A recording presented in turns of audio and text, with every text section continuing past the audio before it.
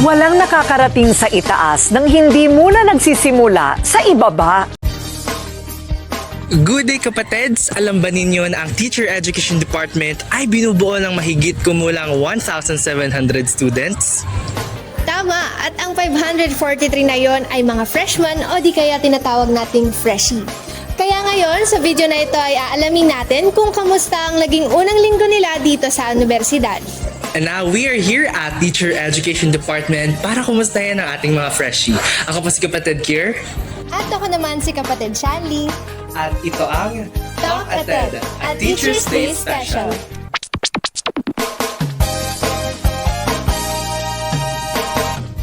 So ayan, hello mga kapatid. So nandito nga po tayo sa ating college quadrangle. Kasama pa rin si kapatid Sean. At ngayon maghahanap tayo ng fellow kapatids na mai-interview natin para sa ating Teacher's Day Special.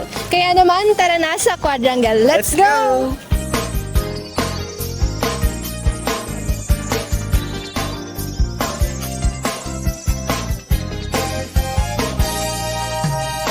So ayan mga kapatids, kasama po natin si Kuya. Name po? John Sef Yabaw, Si Kuya John Sef from... Paliparan. And ang inyo pong course ay... DSHM. Yan, BSHM first year. Okay, so first year. So for our first question, Kuya, i-describe mo yung naging first week mo in just one word? Masaya po. Irene. Ano po, pagod.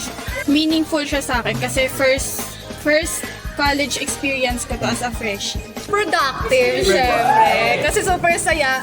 Kahit wala mo siya nang ginagawa, kahit introduce yourself pa lang, syempre napakita ko na agad yung creativity ko. Kaya Yeah. I'm so productive. Labang-laban as a first year, no? Diba, first impression lasts. Tama yan. So para naman sa susunod nating question, ano naman po yung parang may embark sa inyo na 1 word or 2 to 3 words about your teachers? Siyempre siguro, first of all, they are very kind. Next is very, siguro sabihin natin masipag.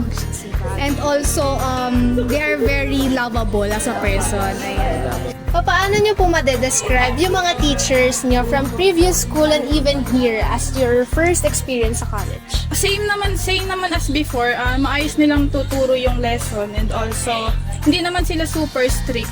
Ganun. Perfect. Ayan. So, ang next question ko naman sa'yo, from all the teachers na na-encounter mo o na-encounter mo pa lang right now, ano kaya yung lesson na naituro nila na hanggang ngayon ay dala mo? So, pwedeng ito hindi naman sa academics, pwede din sa buhay. Ganun. Siguro yung i-push mo yung sarili mo hanggang kaya mo. Like, lahat ng gagawin mo, ibigay mo yung 100% na best. Kapag meron ka pong mga kakayahan, meron kang skills, i-push mo lang at gamitin ang gamitin para mas lalo pang mahasa. Everything happens for a reason daw. Very Kasi deep. lahat daw ng kaganapan sa buhay natin, may dahilan kung ba't siya nangyayari. Yes, okay. And ito po, for our last question. At ngayon naman, since we are celebrating the Teachers Month, we want you to have your own definition of message sa mga current and previous teachers mo. So, kung ano yon, i-message mo sa kanila. Hey, charot lang.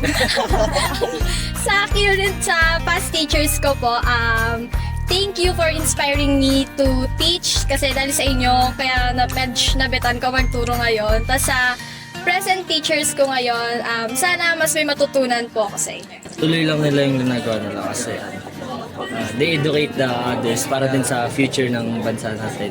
Salamat sa pagiging matyaga at masipag na mga teachers.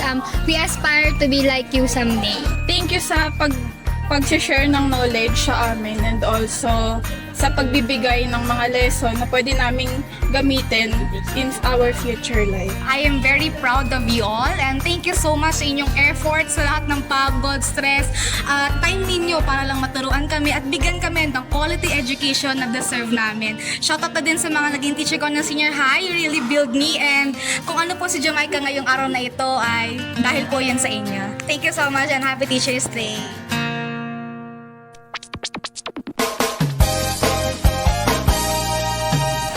So, ayan kapatid, sad to say hanggang dito na lamang ang ating video at pag-interview sa ating fellow freshie. Pero grabe, itong interview na to, sobrang kahit hindi na ako freshie, dami kong natutunan kasi madaming mga freshmen sa atin na very engaging, very passionate talaga sila sa tinatahak nila. Oo, and sa mga ibang sumagot, I can relate to them, especially sa paglipat-lipat ng classroom. Oo, yung as their first week pagod, experience. alay lakad nga nun sabi. Kaya nga, ayan. So, ayan, mga kapatid, hanggang dito na lamang po ang aming video, pero hindi pa ito ang huli.